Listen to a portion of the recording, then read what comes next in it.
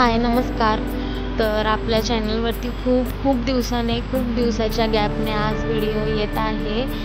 तर माझा प्रयत्न राहील उद्यापासून रोज व्हिडिओ टाकण्याचा. खूप गॅप झालेला आहे. तर आज आपण रेसिपी बघणार आहोत रताळ्यांच्या गोड घाऱ्यांची.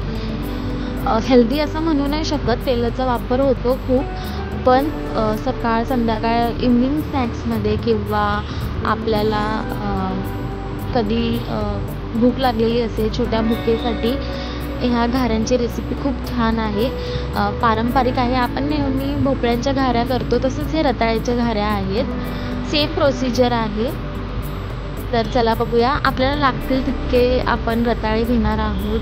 त्याला नीट 2 ते 3 शिट्या देऊन शिजवून घेतलेलं आहे आणि चाळणीच्या साहाय्याने त्याला चांगलं खिसून घेतलं आहे. किसणीच्या साहाय्याने तुम्ही त्याला स्मॅश देखील करू शकता, पण मी गुठळ्या राहतील त्यामुळे खिसून घेतलं आहे. त्यानंतर एका कढईमध्ये काळं गूळ घेतलं आहे. त्याच्यामध्ये जे आपण खिसून घेतलेले रताळी आहेत ती टाकणार आहोत आणि जितकं गोड हवं तितकं तुम्ही गूळ ॲड ऑन करू शकता.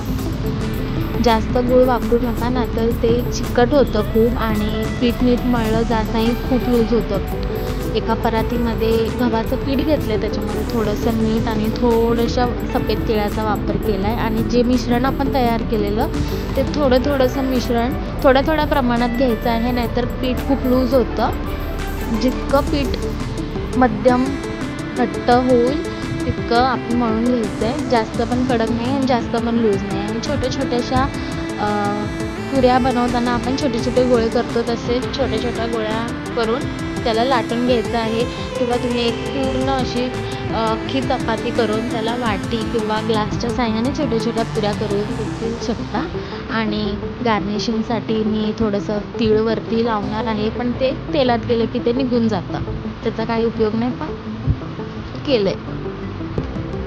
छान असं तेल कडक तापून घ्यायचं आहे.